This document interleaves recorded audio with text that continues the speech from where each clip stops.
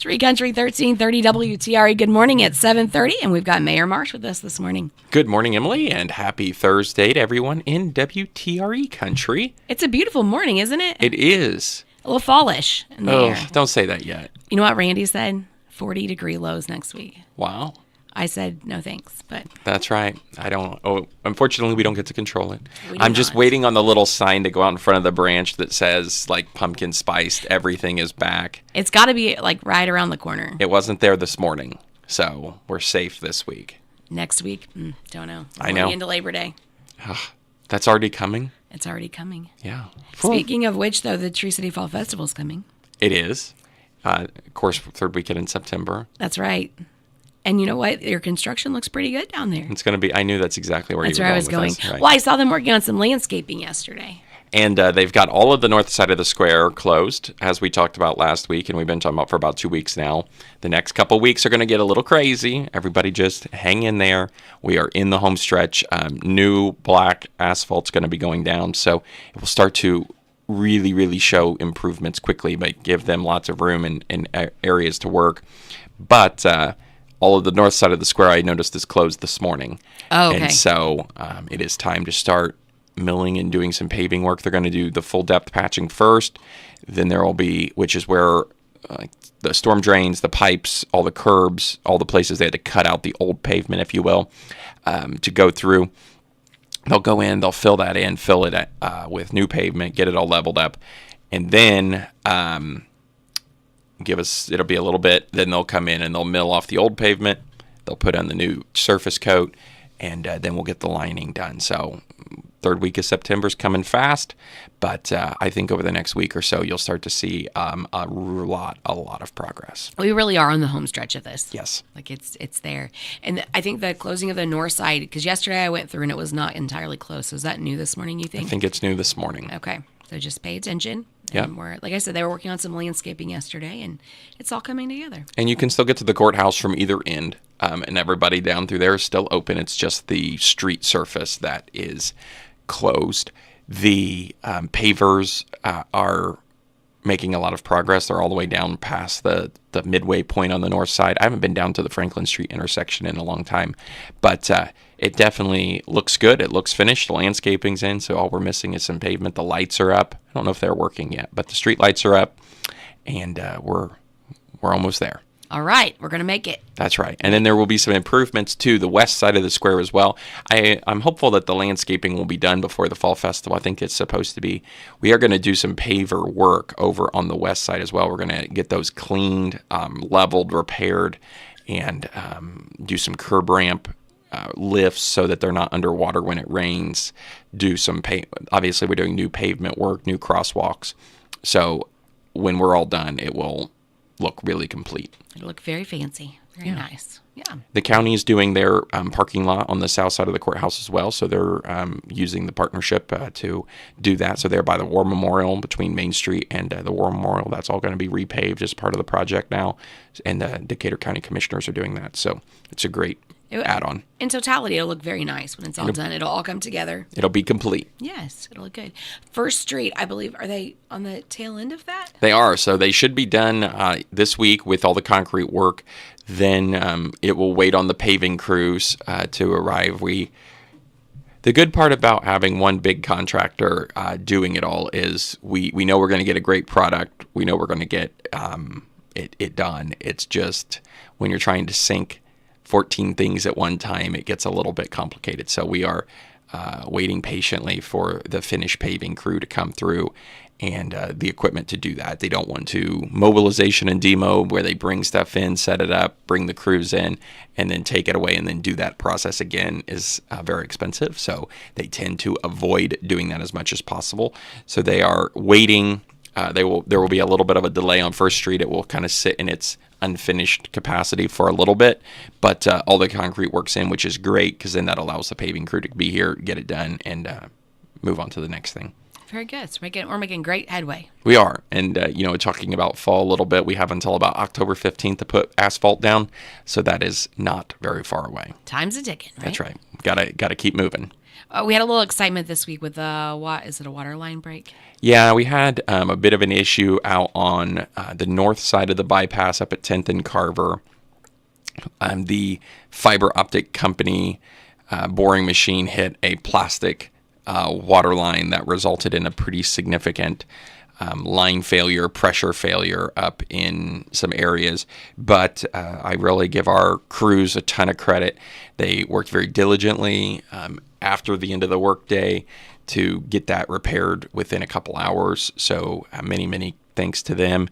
I know it's an inconvenience. It is part of it. We've been working with the locates there. The locates for this fiber install has been incredibly overwhelming. We've issued over 30 permits, I think. We have a process that they go through, but as everyone knows, not everything's 100% accurate, and when you're drilling sideways through the ground, you can't exactly see what it is. We've asked them to continue to partner with us and take some extra precautions. Some have, some haven't. And, of course, we know we had the gas issue out at Crown Point earlier this summer. That crew went through a very extensive training with CenterPoint. CenterPoint is a private company. It's not us, obviously. They required them to come to a gas locating type training. So there's been a lot of educational opportunities made available. And it's been quite frustrating. But we're going to work through it. There's a lot of fiber being installed around the country at the moment, so these boring companies are moving rather quickly, but yet they're going to spend all summer here pretty much. I'm going to say, locally, do we have a time frame of when they're hoping to have their project complete? I do not. Okay. I can probably try to find that out, but I'm not sure that we necessarily have been given one, because our responsibility in it is twofold. Right-of-way permits, if they're working in right-of-ways, they have to get a permit from us, so we review bonds, that we hold, etc. And then the secondary thing is when you call 811 for the locate for your digs, that goes out to all of the utilities in the area. And that service is provided for free to you, the end user, but we actually pay 811 to receive the notice of the locate. So it's a very weird setup, I think, in my opinion, in that we want people to call 811. So yeah, we probably don't want to charge them $5 to do it. But then when you're asking, and obviously the water company has an invested interest for their infrastructure to not get hit. So we want to go locate it, but then we have to pay 811 for the service that they call us to go do. I think that's an odd setup, but that's the way it is, and that's what we work under.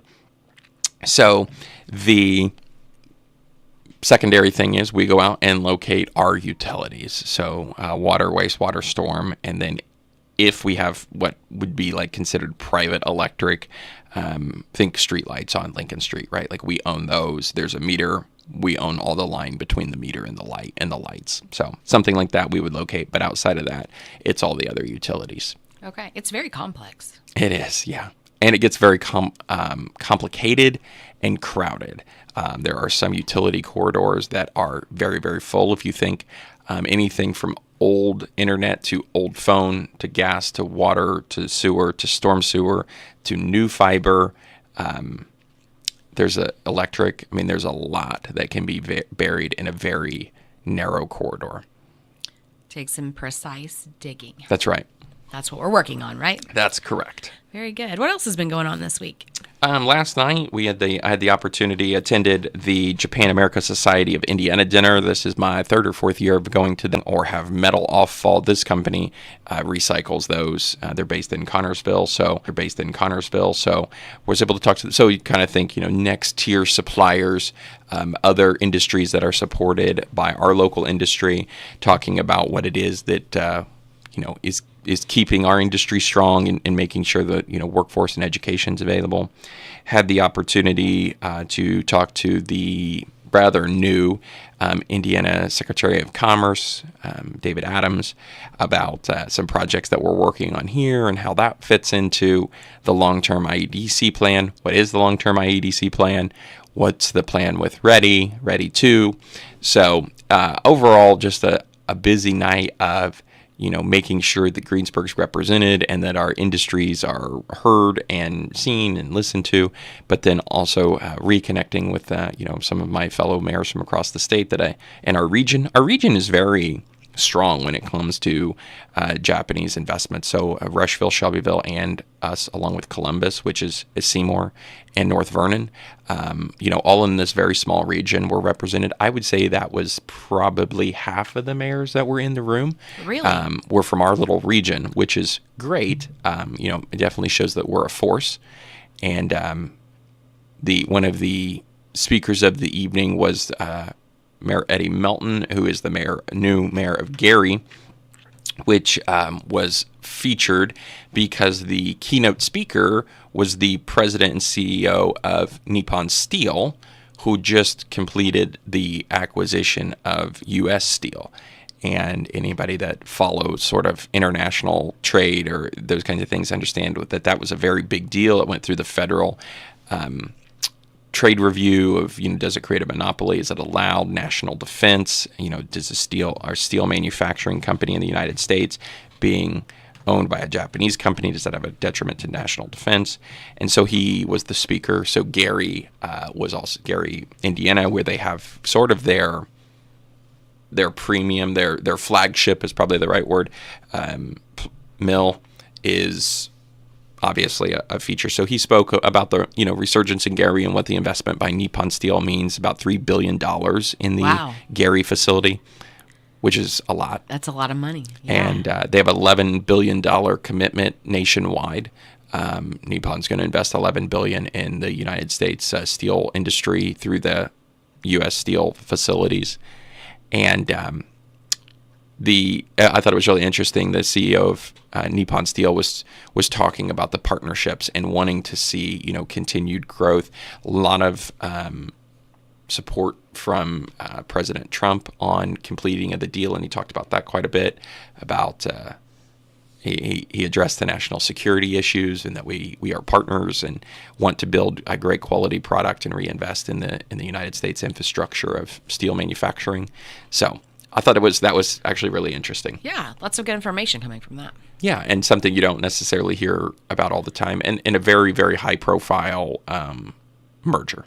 And I'm curious, and you may not know the answer to this, but in Gary, as that merger was happening, with it being foreign that was absorbing a United States company, was there a lot of turmoil over that? Do you know? I think it was more from the national level. It was more about the national security component of this makes them. I think I'll try to get the numbers right, but they showed this slide, and it answers your question a little bit. The top 3 steel producing companies in the world by tonnage are Chinese owned. Nippon Steel was number 4, and they were number 4 by like a long shot, in that they were really far from 3rd and really far from 5th. But then on their chart, 5th through 10th were also Chinese owned. And then U.S. Steel, I think, was 44th. Wow. Okay. And so by adding Nippon Steel and U.S. Steel together, they're still number 4. So they didn't move up in the world rankings of steel manufacturing by tonnage. They just increased their lead over 5. But they didn't even get to 3rd, which, again, the top 3 are Chinese owned. So there was a lot of discussion back when the merger was happening at the federal government about should the United States allow U.S. Steel, one of the larger steel, if not the largest steel production in the United States, remember number 44 on the list, to merge with a foreign-owned company. So I think that was more of the concern about foreign purchasing of a U.S.-based asset. But U.S. Steel had talked a lot about at the time about how they weren't going to reinvest in the plants, that they were probably going to work on closing them, they were going to lay off people, and then U.S. Steel wouldn't be U.S. Steel anyway, so why not allow it? Now, you could say maybe that was merger positioning, right? Tactics of, if you don't allow us to merge, we're going to close anyway. Sure. But if not, then they still close. We still don't have the asset. Japan is an ally, and a long-time, large-scale business partner with the United States.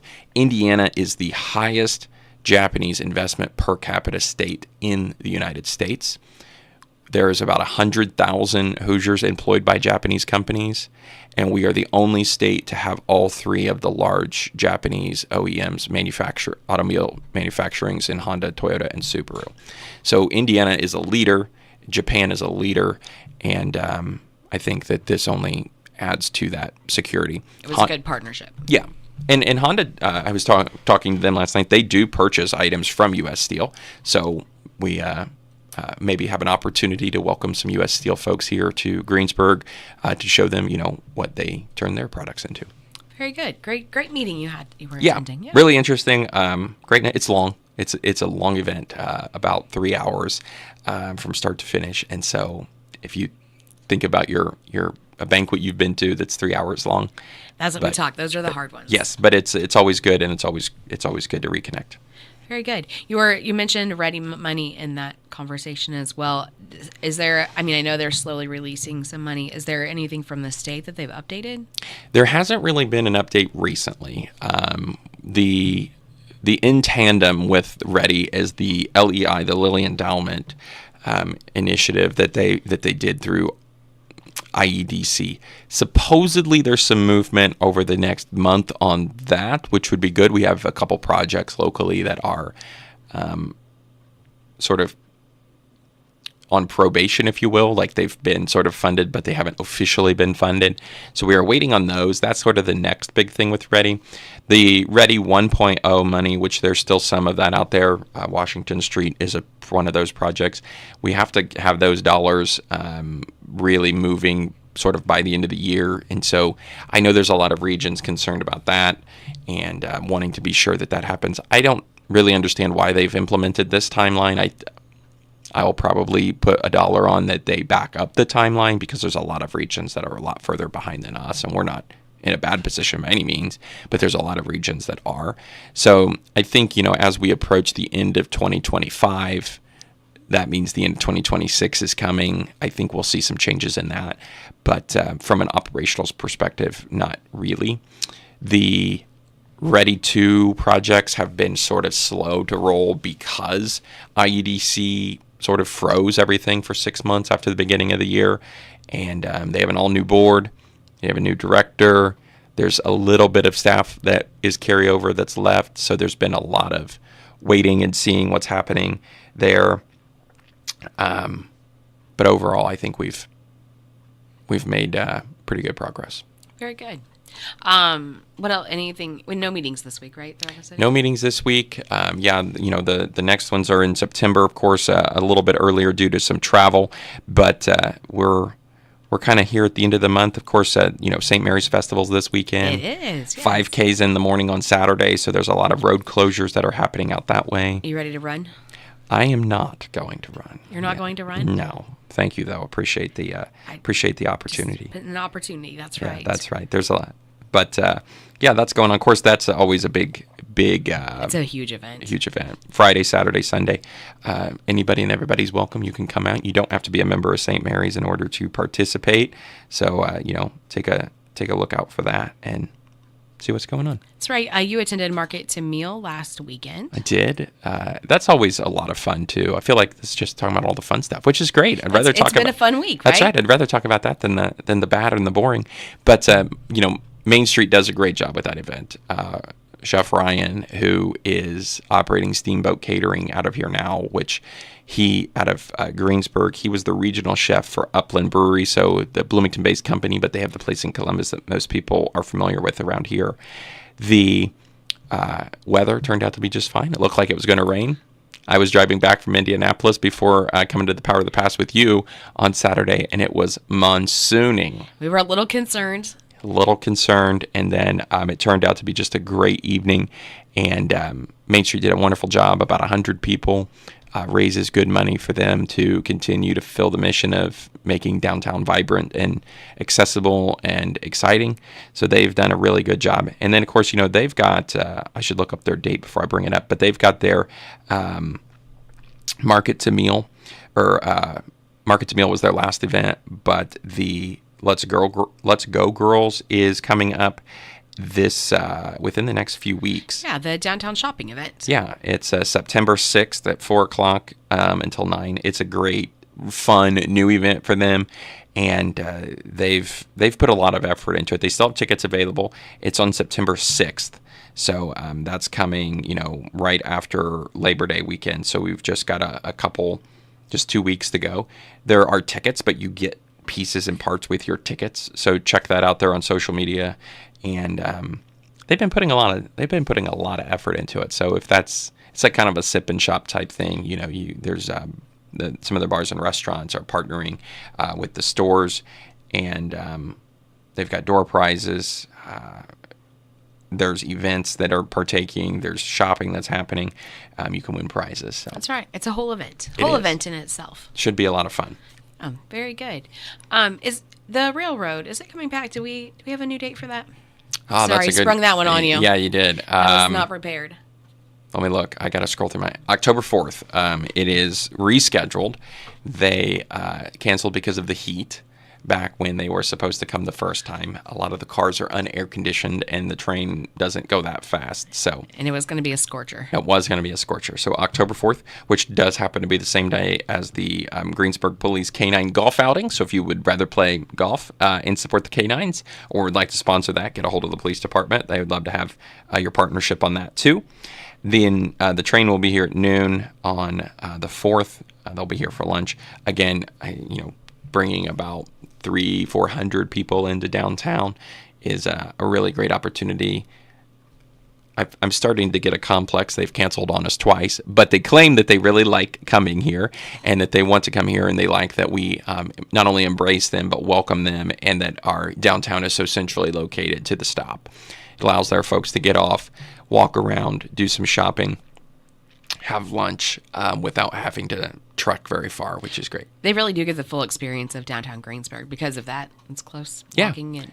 And of course, it'll be a little bit cooler. Fall will be in the pumpkin spice things will be available. If they cancel on you this time, then I'm going to have a complex. That's right. Yeah, we're going to have to go talk to Ray about that. It's an interesting concept in a company. They work out of Ohio, and they move the train all around Ohio, and they go on these sort of couple, they're full day trips, right? They leave Cincinnati at about 9 a.m. They get here at noon. They spend 2 or 3 hours here. They're back at 6. So as you can imagine, that is a full day. But it's a pretty neat concept, and they have a pretty good churn out usually.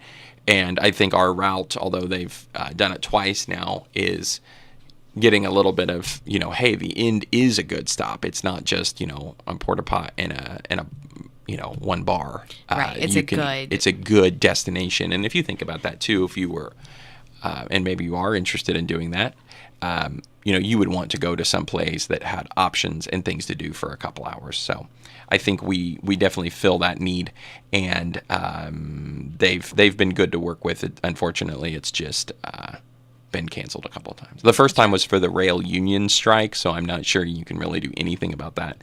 And then, the weather's the weather.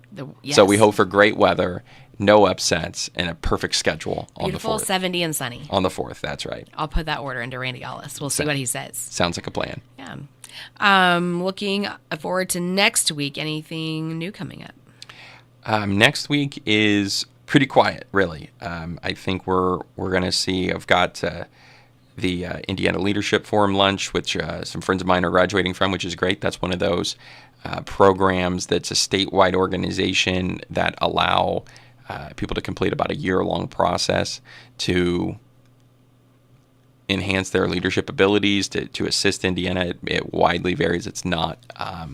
It's a slightly political, but it's not really political. It's much more oriented towards just good leadership and service in the public and private sector. So that's kind of next Thursday afternoon. But really, just kind of wrapping up things. Of course, I'm going to be gone this first week of Japan, or the first week of September, and we're going to the Japan America Conference, Midwest Conference, and working with representing the community and to our companies that are over there, strengthening those partnerships. So it's getting everything tidied up before that comes, and then we'll be good to go. That's a really big trip too. It's very involved when you get there. It's insanely busy. It's exhausting, and it's nonstop.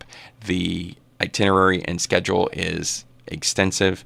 There are multiple formal commitments. It's the Japanese culture is still very formal, which is good. But as we all know, that takes a lot more effort too. It's P's and Q's and proper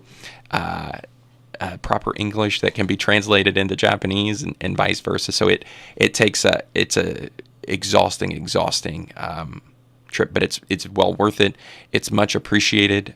We went 2 years ago, and the reception is unbelievable. And we go and visit with not only our Greensburg companies, but Nipro in Westport is a Japanese company, so we go and visit them. Talk to them about what's going on here. Obviously, they're doing the expansion. They come and see. They come and visit the plant occasionally. I've yet to get them to come visit the office, which I would love for them to do. But it's always good to connect with them. They've been here since the '80s, and when we went 2 years ago, they made a point to point out that Brian Robbins and I were the first ones to ever come see them in 30 plus years, and they were very appreciative of that. So I feel like we've got a much better relationship with them. Their expansion is much well received, and we're excited. So obviously we'll visit with the big ones as well, and sort of chat about what's going on.